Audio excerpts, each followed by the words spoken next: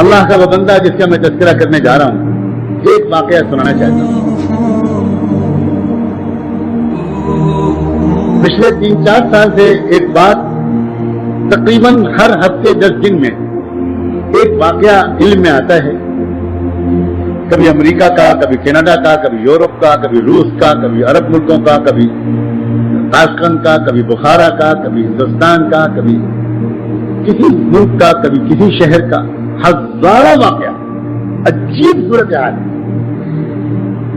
ایسی ہی باتیں سن کر یا اس سے بھی زیادہ بے چینی دل میں اللہ نے اپنے کسی بندے کے دل میں ڈالی، اور اس کو تلاش پیدا ہوئی کہ یا اللہ، آپ نے میری دل کی دوا کہاں رکھی ہے، مجھے اس مسیحا تک، اس مربی اور مرشد تک، اس رہنما تک پہنچا دے میرے اللہ۔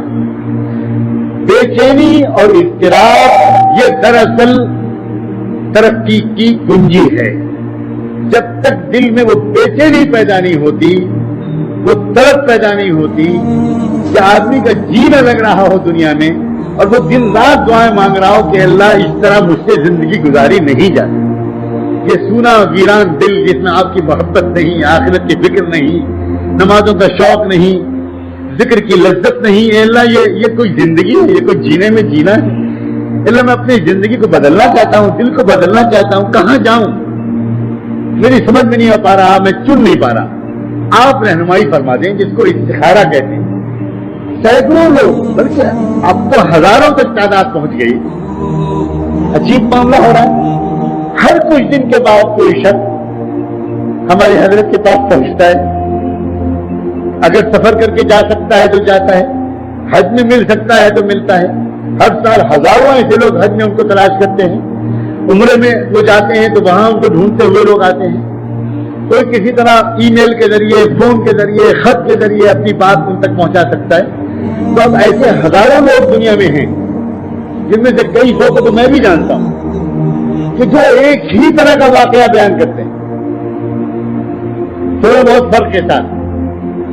اور وہ یہ کہ میں تڑپ رہا تھا، اعتکاف کیا میں نے، صدقے کیے، روزے رکھے، زکات دی، اللہ سے چمٹا، رویا، تڑپا، توبہ کی، اور یہ کہا کہ اللہ مجھے کسی طرح اپنے کسی ایسے اچھے بندے تک پہنچا دیجئے جس کے پاس بیٹھ کر میں بھی نیک بن جاؤں۔ تو عام طور پر اللہ کے ایسے بندوں کو عجیب و غریب بات ہو رہی ہے کہ اکثر حضور پاک صلی اللہ علیہ وآلہ وسلم کی زیارت نصیب ہوتی ہے، اور وہ رہنمائی فرماتے ہیں کہ ہمارا دوست ہے ذوالفقار، اس کے پاس چلے جاؤ۔ میں مکہ مکرمہ کے ایک رہنے والے کا واقعہ آپ کو سنانا چاہتا ہوں۔ مکے کا ایک باشندہ اور عام آدمی نہیں، حضرت صدیق اکبر رضی اللہ عنہ کی اولاد میں تھی۔ اللہ اکبر، ایک ہی خاندان ہے وہاں، جو گویا مکے سے باہر نکلا ہی نہیں۔ زلزلے آئے، طوفان آئے، جنگیں ہوئی، کچھ ہوا، اس نے طے کر لیا کہ ہم کو یہ در نہیں چھوڑنا۔ اس خاندان کا ایک شخص ہے، یہاں ایک نیک صالح، عجیب کیفیت ہے، اس کے دل میں طلب پیدا ہو۔ اس نے حضرت کی کتاب پڑھی عربی میں، تصوف و سلوک پر جو کتاب ہے حضرت کی، وہ اس نے عربی میں پڑھی، اور دل میں شدید بے چینی پیدا ہو، اور یہ بے چینی اس کو اس حد تک کر دی کہ پورے حج میں، وہ حج کے مجمع میں، بھیڑ میں، عرفات میں، مینا میں، حرم شریف میں، سڑکوں پر ڈھونڈتا پھرتا تھا، اور جو نظر آتا کوئی ہندوستانی یا پڑوس کے ملک کا، اس سے پوچھتا تھا کہ اس کتاب کے مصنف کو جانتے ہیں، کہیں ملاقات ہو پائے گی میری؟ عجیب دیوانگی کے ساتھ، یہاں تک کہ وہ مایوس ہو گیا تو حج کے بعد مدینہ منورہ چلا، وہاں جا کر درود شریف کا اہتمام کر کے دعا مانگنی شروع کی، اللہ تعالیٰ سے کثرت سے دعا مانگنی شروع کی۔ ایک دن بالآخر اللہ تعالیٰ کی توجہ ہوئی اور حضور اکرم صلی اللہ علیہ وسلم کی زیارت نصیب ہوئی، اور دیکھا کہ حضور بیٹھے ہیں صحابہ کرام کے ساتھ، ترتیب کے ساتھ صدیق اکبر رضی اللہ عنہ بیٹھے ہیں، عمر فاروق، سیدنا عثمان، سیدنا علی اور چند صحابہ، اور صدیق اکبر کے پیچھے لگے بیٹھے ہیں ایک اور بزرگ۔ حضور نے فرمایا کہ پریشان نہ ہو، ان کو تلاش کرو جو ابو بکر کے پیچھے بیٹھے ہیں، یہ یہیں کہیں ہیں، ان کو تلاش کرو، میرا سلام کہنا اور اپنے دل کے درد ان سے کہہ دینا، مجھ تک پہنچ جائے گا۔ اب بہت ایمان کی تعریف ہوئی.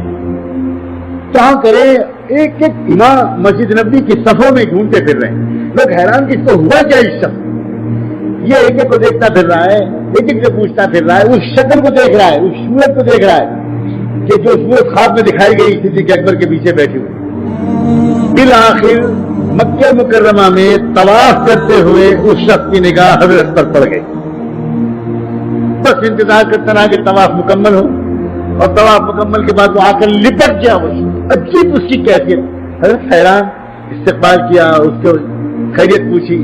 عربی زبان اس کی مادری زبان, ظاہر ہے کہ خالص عربی نسل, عربی میں بات چیت شروع ہوئی. حضرت نے ازراہ اخلاق فرمایا آئیے گھر چلیں. ابھی اس نے کچھ کہا نہیں. گھر پہ آ کر اس نے آ کر اپنی بات کی. جب حضرت بیٹھ گئے اور اپنا تعارف کرایا اور کہا کہ میں بہت عرصے سے مانگتے مانگتے میری عجیب کیفیت ہے, میں پہلے ایک کتاب کے مصنف کو تلاش کرتا رہا, وہ نہیں ملے. پھر میں نے اللہ تعالیٰ سے بہت دعا مانگی, پھر آپ کی شکل مجھے دکھائی گئی, اور میں آپ کو نہیں جانتا کہ آپ کون ہیں. آپ مجھے بیعت کر لیں اور مجھ کو کسی طرح تقوی والا بنا دیں. مجھ کو اللہ تعالیٰ کا نیک بندہ بننے کا شوق ہے, مجھے کچھ نہیں چاہیے.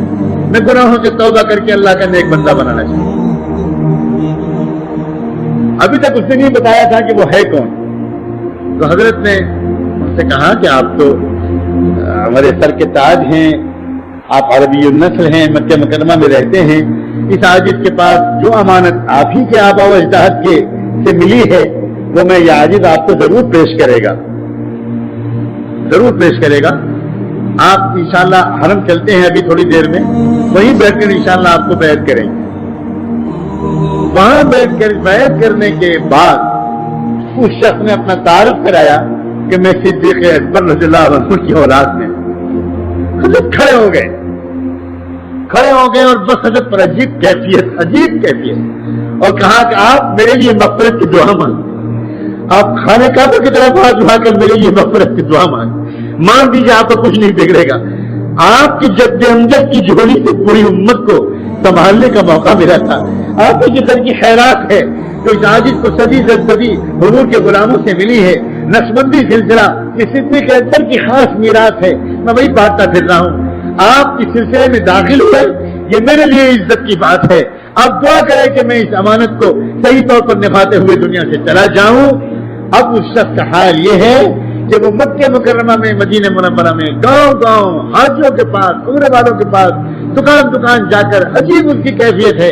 بس وہ ایک ہی بات بیان کرتا ہے کہ لوگوں فلاں تاریخ کو اللہ کا ایک بندہ آ رہا ہے, حرم میں فلاں جگہ بیٹھے گا, اس کو دیکھ لینا, اس کو بس دیکھ لینا, تمہاری آنکھوں میں انشاءاللہ حضور کی محبت آ جائے گی, اللہ کی محبت آ جائے گی. یہ اس طرح کے واقعات ہزاروں کی تعداد میں ہیں. اللہ ان کے وجود کو مبارک فرمائے, ان کی عمر پر برکت نصیب فرمائے, اور اس صوبے کو, اس شہر کو, اس کے ایک ایک کچے بچے گھر کو, ہمارے ملک کو اور پورے عالم کو ان کے فیض سے اور ان جیسوں کے فیض سے